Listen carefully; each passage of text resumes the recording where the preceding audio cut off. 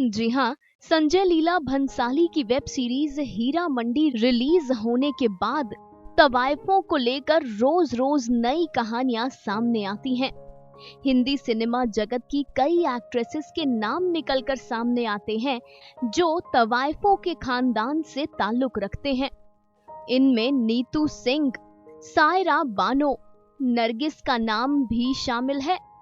बॉलीवुड में कई ऐसे स्टार्स हैं जिनकी माँ या नानी तवायफ रह चुकी हैं। कई मीडिया रिपोर्ट्स में संजय दत्त की नानी के लिए भी तवायफ शब्द का इस्तेमाल किया जा चुका है, जबकि कई रिपोर्ट्स में उन्हें सिर्फ ठुमरी गायक और नृत्यकार कहा जाता है।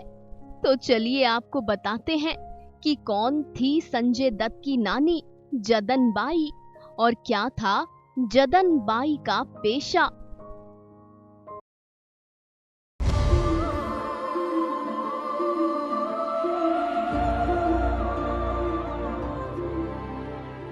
जदन बाई बहुमुखी प्रतिभा की धनी थी।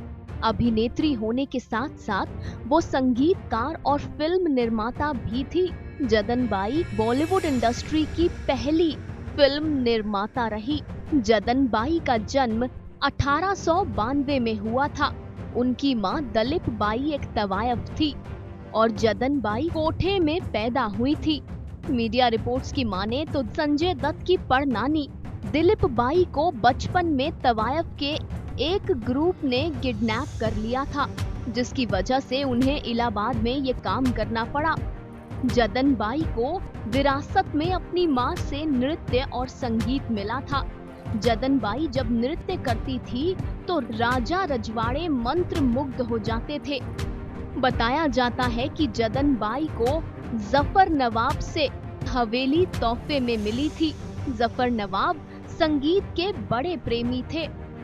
नवाब ने अपनी हवेलियों के बीच जदन बाई को ये हवेली तोहफे में दी थी, जो आज भी मौजूद है। हालांकि अब इस हवेली की देखरेख कोई नहीं करता है। जदन बाई का ये महल अब खंडर बन चुका है। लेकिन एक वक्त ऐसा आया जब जदन बाई की किस्मत पलटी और वो इस पेशे से निकलकर हिंदी सिनेमा की पहली प्रोड्यूसर बनी। बात साल 1857 की है, जब अंग्रेजों ने लखनऊ, आगरा, दिल्ली और लाहौर में अपने पैर जमा लिए थे। तब भी तवायफों का बुरा वक्त शुरू हो गया था। तवायफों को नाचने वाली कहा जाने लगा। कुछ साल बीते 1890 में इन्हें प्रोस्टिट्यूट्स घोषित कर दिया गया।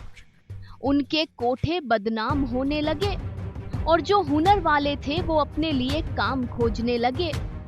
जदन बाई की गायकी भी खूब मशहूर थी। वो गजलें रिकॉर्ड कर चुकी थी। वो अलग अलग जगह जाकर शाही महफिलों में परफॉर्म करने लगी। और फिर साल 1933 में कुछ यूं हुआ कि जदन बाई की किस्मत बदल गई। उनके हुनर के कद्रदान मिल गए और उन्हें फिल्म राजा गोपीचंद में काम करने का मौका मिला। इस फिल्म में जदन बाई ने मां का किरदार निभाया था। इसके बाद उन्होंने प्रेम परीक्षा, सेवा सदन इन फिल्मों में काम किया। ऐसे ही उन्होंने इंडस्ट्री में अपने पैर जमाए और फिर प्रोडक्शन हाउस शुरू किया, जिसका नाम था संगीत फिल्म्स। इसके साथ ही वो म्यूजिक कंपोजर भी बन गई। बता दें कि नरगिस को फिल्म इंडस्ट्री में लाने वाली कोई और नहीं बल्कि उनकी मां जदन बाई ही थी। उन्होंने अपनी निर्मित फिल्म तलाशे इश्क में नरगिस से बतौर चाइल्ड आर्टिस्ट काम करवाया था। इसके साथ ही नरगिस का फिल्मी सफर शुरू हुआ। जी हाँ, तवायफ से फिल्म प्रोड्यूसर बनने तक का सफर संजय दत्त की नानी ने तय किया।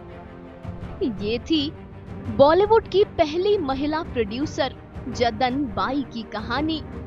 Final cut, news desk.